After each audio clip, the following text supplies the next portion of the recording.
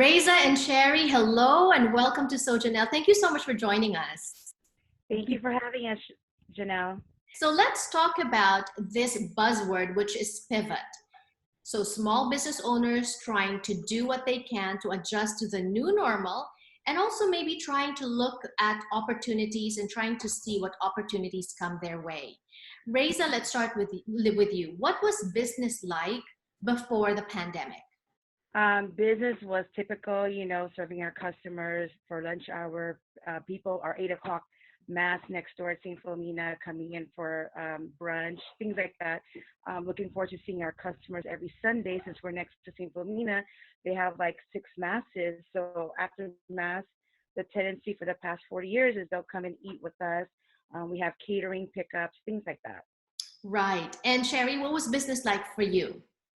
Oh, it was busy. We had the fairs we relied on, like Smorgasburg every Sundays and the 626 night markets. And that's like a crowd thing, right? So that was the first to go. So when they announced that it was over, I was kind of lost at that time. At what point did you realize, Reyza, that things were changing? Was it right when Governor Newsom announced the shelter-in-place order, March 19th or 20th? Yes. Actually, I remember March 14th for some odd reason in my head was March 14th that whole weekend. And when we noticed, people weren't going to church because you couldn't gather. It wasn't officially shelter in place yet. We had people calling in saying, hey, we need to cancel our order because, we had a party. So 50% stayed with it, said, oh, that's not going to, change our plans. So they kept with it.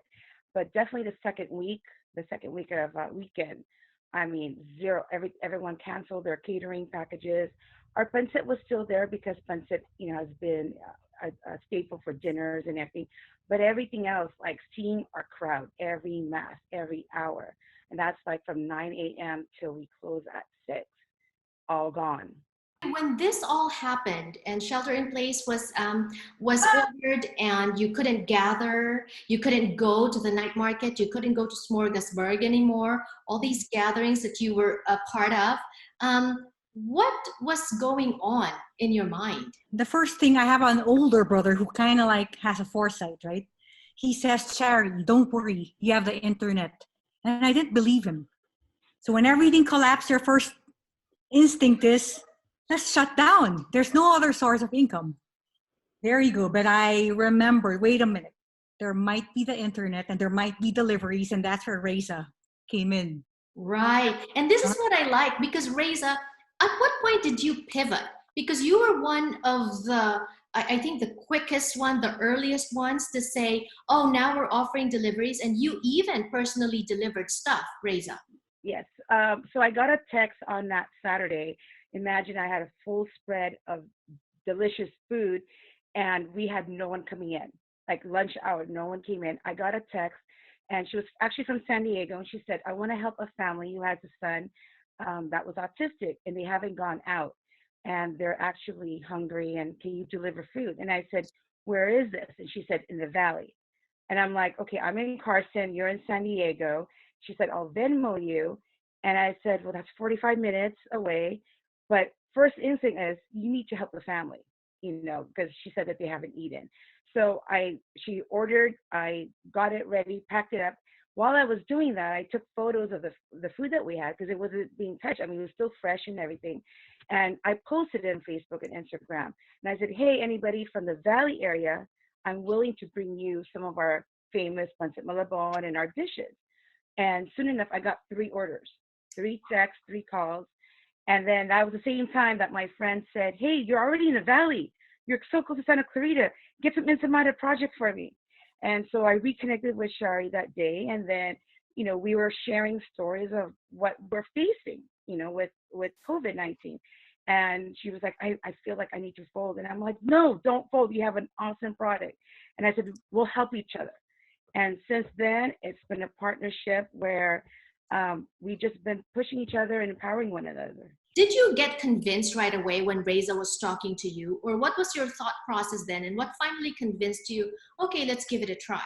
Well, I noticed like people, this is like a happy food, right? And I know people will turn to something that will make them happy in this dire situation. So I go, there's a glimmer of hope there. I hear that it's always sold out. You have to wait weeks. Reyza's saying, if you want to order, you can't really order. Sometimes you have to go and drive to Santa Clarita or the Valley to pick it up. Yes. Would you say that it's even busier now? How is it now compared to what it was before the pandemic? Well, before it was measured. We had the fairs. I knew what to bake. Mm-hmm. And that's an ace. Like, let's take like probably 100 or 200 dozens, whatever. This is so uncertain. So you're not prepared for it. You're not prepared for the influx or how people, the mass craving for it is just, like on you must remember it's the internet, it's open. Mm-hmm. So you could have like the dull moments or the massive moments. That's the problem there. So I'm not really prepared, but it's a good problem, as Reyza would tell me. Right. It's better than zero, right? Yeah. Yes. Reyza, what about you? I imagine that you're probably busier now than before. Busy in a sense of I'm trying to deliver in certain areas. So like the IE, they couldn't get Filipino food. They were craving for Filipino food. They keep saying there's not that many over there. That was offering delivery at the same time. So that helped me out in terms of the business. But yeah, it got busier in terms of because we were also half staff. Half of my staff didn't want to go to work due to safety concerns, while the other half stayed. I realized there's 8 families dependent on Manila Sunrise. So, and they, we're families. So I told them, don't worry, I'll figure something out. And like I said, soon enough, the one thing I learned is you need to adapt to change in all this. If you don't, and quickly, right? Yes, quickly. And I guess word of mouth, I'll be honest with you, I've never had to really market Manila Sunrise before because it's the first Filipino restaurant in Carson. It built its own name and so forth. But this is the first time that I would say my marketing major, international business degree, served because I had to really think fast. And I'm just thankful for all those who've been patient and we try to deliver and everything. And, it's, there's trials and error because we've never had to deliver.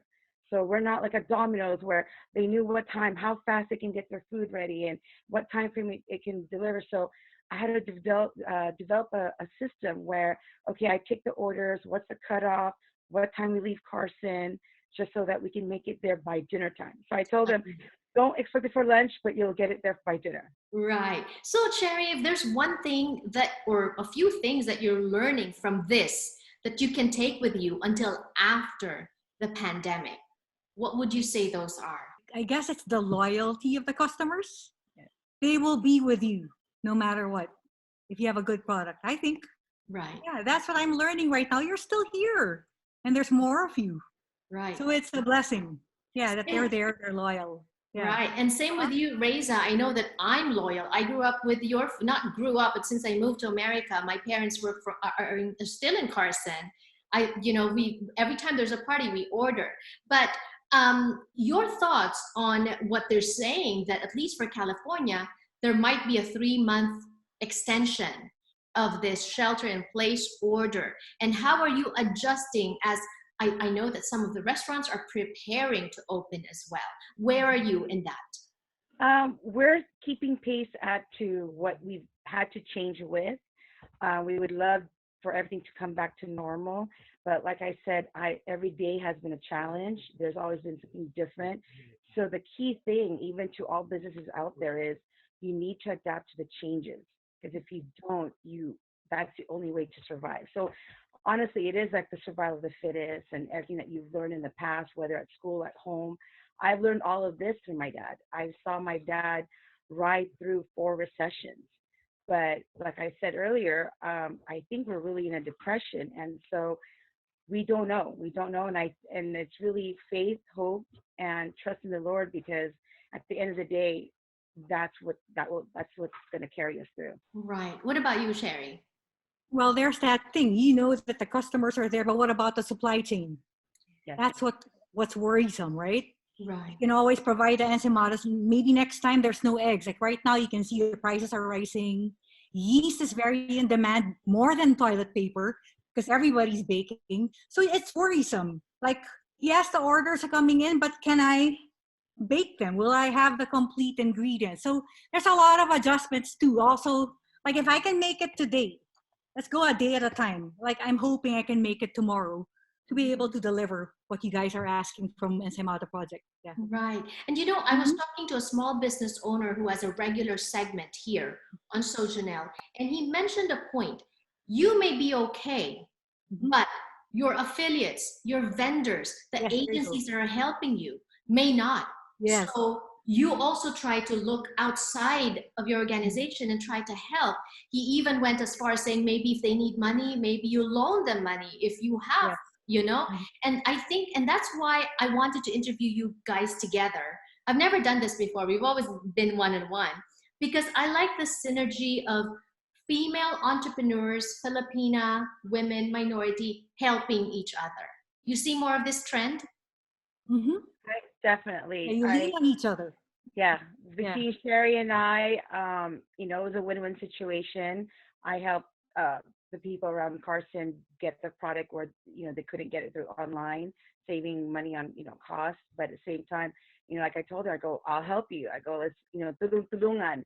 And, you know, truly the cup of buy-in spirit that we have, you know, the first time we reconnected again. And I still remember everything. So you know, everything, I truly believe everything happens for a reason. And yeah, everything that Sherry said, like for a couple of days soon after, my husband literally, we called it hunting. We would hunt for supplies. Like rice, we were allowed to get 4, 5, 8 sacks a week to suddenly just limit one if the inventory was even available. So yeah, definitely those are the kind of problems, and we still face them, but again, it's just diligence, due diligence, chaga.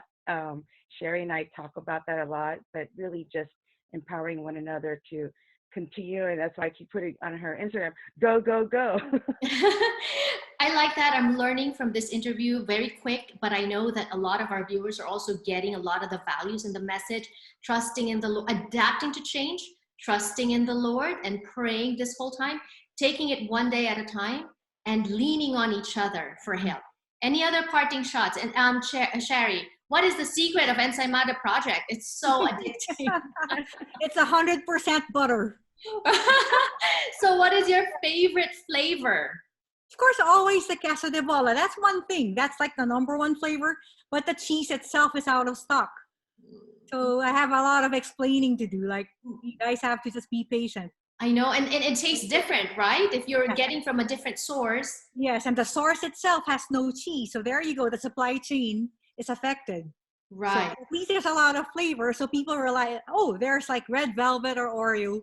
I'll make do with it. Yeah. I love the Oreo. I love that there was a coffee also. Yeah, I haven't tried the red velvet though. Okay, I should order from Reyza next time. Anyway, go ahead, Reyza. Thank all your loyal fans that are following, texting, Venmoing, ordering. Yes, thank you, everybody. Thank you to the communities all over. I mean, SoCal, from the Valley to the Irvine to Carson itself. I mean, to the IE. Thank you so much for entrusting us, for enabling us to provide you our famous pancit malabon and all our other dishes. And let's continue to celebrate life, because that's what it matters at the end of the day. Of course, my card always says this. Thanks for allowing us to share our Ensaymadas with you. Right. Well, thank you to both of you for sharing. Thank you for all the support. It is like overwhelming. Thank you, Janelle, for your support. And more power to both of you. God bless. Thank you. Thank you. God bless you too.